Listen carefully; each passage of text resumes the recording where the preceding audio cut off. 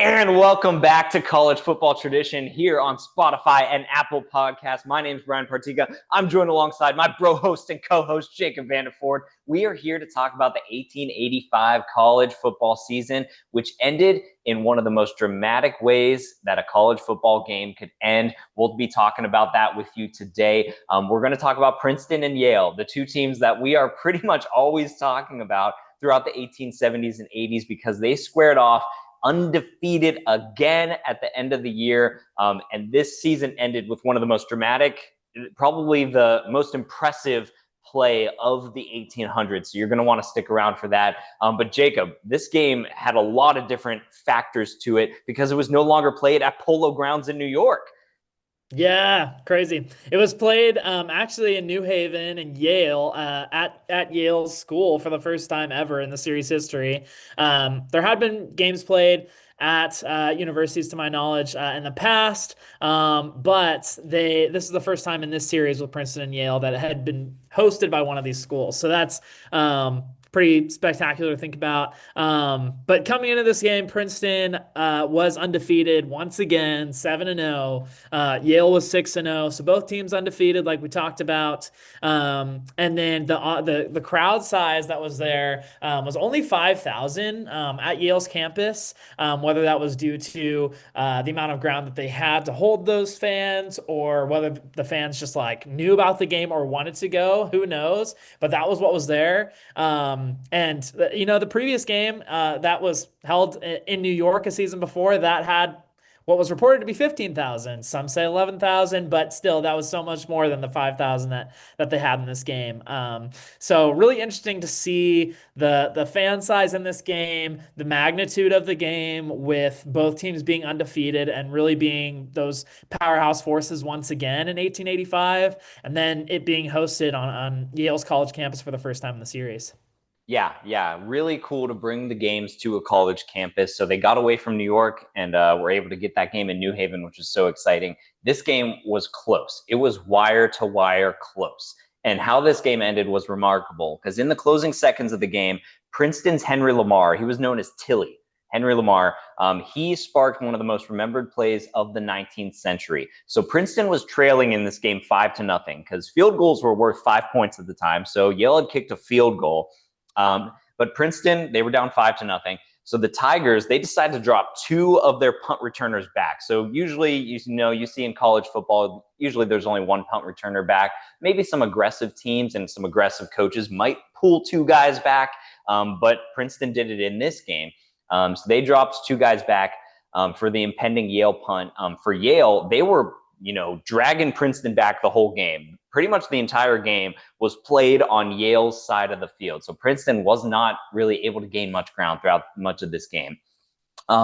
So the punt was going to be an opportunity to pin the Tigers back even farther than they already had, and then use their suffering defense, which had allowed 5 points all season, to shut down the game. So Yale punted, and then Princeton, it bounced off of the other returner. So not Henry Lamar. It bounced off of the other returner, the ball did. It landed in Lamar's hands, and he ran down the left sideline, cut it sharply into the middle, and he made a 90-yard touchdown return. The touchdowns at the time were worth 4 points. So Princeton was still down 5-4, but the points after the kick after, what we know as the extra point today, it was worth 2 points. So Princeton made the kick. So they won the game 6-5. That punt return was in the closing minute and a half of the game. The winning play was later referred to as the Lamar run. Huh. Who are they talking about there? Man, I mean that Lamar is the Lamar Jackson before Lamar Jackson came into the picture. Does Lamar Jackson know about Henry Tillie Lamar? That's what I'm saying. We need to tag him in this episode. Maybe he can take a listen and look him up. He has to. This was the initial Lamar run. Yeah. But after Princeton won this game, 5 days later, they crushed Penn.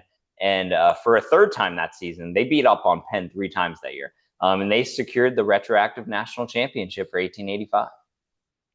Yes, sir. Yeah. And in that season too, was the creation of the first organized football conference there in 1885, which was really interesting. Really the first beginning to what we know now today as NCAA, and really forming that college football contingency with the conference.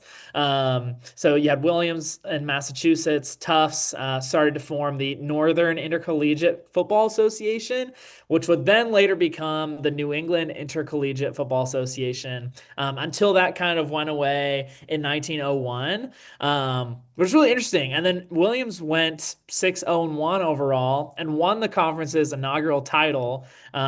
But there's not a lot to be known about either of these schools' seasons or how things went throughout that 1885 season. A lot of it really boiled down to Princeton, Yale, those Ivy League schools that really ran the gambit of college football at that time. So, but it's really great to think about and learn about how really NCAA and college football came to be in a conference format. Yeah, yeah, really interesting that these two teams kind of formulated this conference, but it was really just them two. So there's not much Yeah. record on the games that either of these squads played that year. We know that Williams was not that tough of a team compared to some of the Ivy League schools at the time, but we're going to see that as conferences began to form, that some conferences formed because, regionality, but also because the MAC and some of those schools, they weren't going to be competing against the Ohio States and the Michigans as those programs became a little bit more developed. So we're going to see a lot of that conference formation, name changes of conferences, and different teams kind of join different leagues at the time. But 1885, a really, really interesting season just in general. Because we had this Lamar punt return touchdown, because of another Princeton and Yale classic matchup, because the game was played on a college campus for the first time, and because, like Jacob said, we had a conference actually begin to form. So the recognized national champion by the NCAA is Princeton. They claim this national championship as well, and nobody else does. Some unblemished recognition. We had Michigan. They were 3-0. They weren't playing much of anybody at the time. And then you had Colorado College. They were 2-0. So the game was seeping a little bit more out west during this time as well.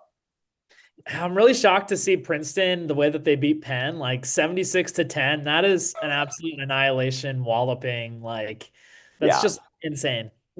I know. And that was the third time they beat them that year. I mean, can you Yeah, imagine being what? Can can we you imagine improve, Penn? Come on. Can you imagine being like a Princeton player? Like, you are probably so hyped after beating Yale on their home field. You beat them 6-5 on a punt return touchdown. 5 days later, you travel to Philadelphia to play an away game at Penn. And you beat them 76-10. You beat on them 3 times that year. The other 2 times was 57-0, and then we had 80-10. So, oh my God. Wild. Wild. Um, yeah, not a lot of variety in the Princeton schedule this year. They played Stevens twice, Columbia Law School, John Hopkins, Westland. But yeah, that 9-0 record that they finished with, 2 of those opponents they played a total of 5 times. Hey, when you're good, you're good. You don't have to play that many teams or that high a standard of teams when you're Princeton at this time. Yeah, yeah, absolutely. So college football traditions, national champions, we're going to keep it the same. It's Princeton. Our pick one champion is also Princeton. That miracle victory over Yale went down in history, and it makes the 1885 season one that we're going to look back on for a while. And that was the play of the century. And we'll get into some of those other spectacular plays that ended seasons for other teams. But Princeton, they're our retroactive national champions.